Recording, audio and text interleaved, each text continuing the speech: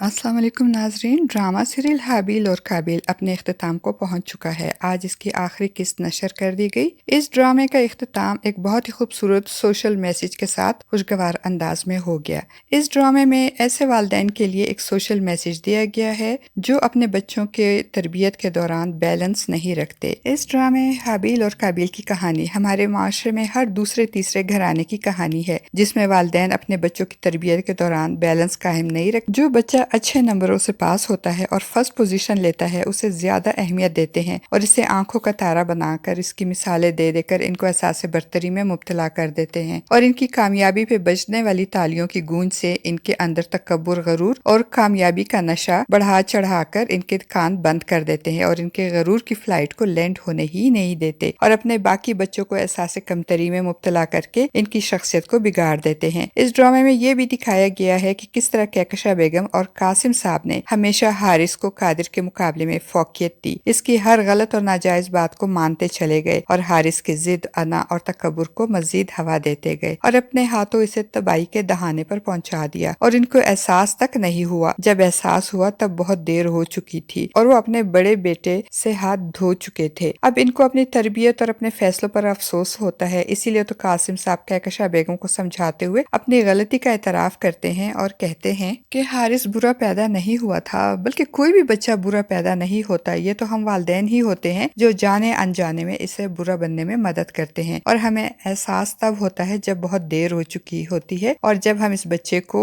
बिगाड़ देते हैं और जब इस बच्चे के शर से हमें जरर पहुंचती है तब हमें एहसास होता है, मगर तब तक बहुत देर हो चुकी होती है। वो कहकशा बेगम बहुत दुखी होती हैं हारिस के जाने से, तो कासिम साहब उनको समझाते हैं और कहते हैं अगर शुरू से हम इस पे सख्ती करते, इसकी जिद ना मानते, इस पे कंट्रोल करते तो शायद आज हमें ये दिन ना देखना पड़ता। हारिस के बिगाड़ में कासिम साहब और कहकशा बेगम, स्पेशली कहकशा बेगम का बहुत बड़ा हाथ था। इसी वजह से तो अब वो दोनों सर पे हाथ रख के परेशान हाल बैठे हुए हैं और अपने आप को कोस रहे हैं। अगर हम शुरू से ही हारिस पे सख्ती करते, उसको कंट्रोल करते तो शायद आज हमें ये दिन ना देखना पड़ता, आज हमें अपने बड़े बेटे से हाथ ना धोने पड़ते। लेकिन अब सिवाय अफसोस के और क्या हो सकता है। और साथ ही साथ इस ड्रामे की आखिरी किस्त में ये भी दिखाया गया कि हारिस को भी अपने किए की सजा मिली और उसको भी अपनी जिद, अना, गरूर और तकब्बुर की वजह से सब रिश्तों से हाथ धोना पड़े और वो जमाने के सर्द और गर्म झेलने के लिए बिल्कुल अकेला रह गया। और सोबिया जैसी लालची और गोल्ड डिगर लड़कियों के लिए भी बहुत बड़ी नसीहत दिखाई गई है कि हर चमकती चीज सोना नहीं होती और हर चमकने वाली चीज को सोना समझकर इसके पीछे भागने वाले आखिर में खाली हाथ और खाली दामन रह जाते हैं, सोबिया की तरह। नाजरीन, इस ड्रामे का इख्तिताम एक खुशगवार अंदाज में किया गया। इस ड्रामे के इख्तिताम में हुरम और कादिर को अपने सारे पुराने गिले शिकवे भूल कर और अपनी नई जिंदगी के खुशगवार अंदाज में शुरुआत करते दिखाया गया है और इस तरह ये ड्रामा बहुत ही अच्छे सोशल मैसेज के साथ साथ एक खुशगवार अंदाज में हैप्पी एंडिंग के साथ इख्तिताम पजीर हो गया। नाजरीन, मुझे तो इस ड्रामे की हैप्पी एंडिंग बहुत अच्छी लगी। आपको इस ड्रामे का इख्तिताम कैसा लगा, इसकी हैप्पी एंडिंग कैसी लगी? अपनी कीमती राय का इजहार कमेंट बॉक्स में जरूर कीजिएगा। चैनल पे न्यू है तो चैनल को भी सब्सक्राइब कर दीजिएगा।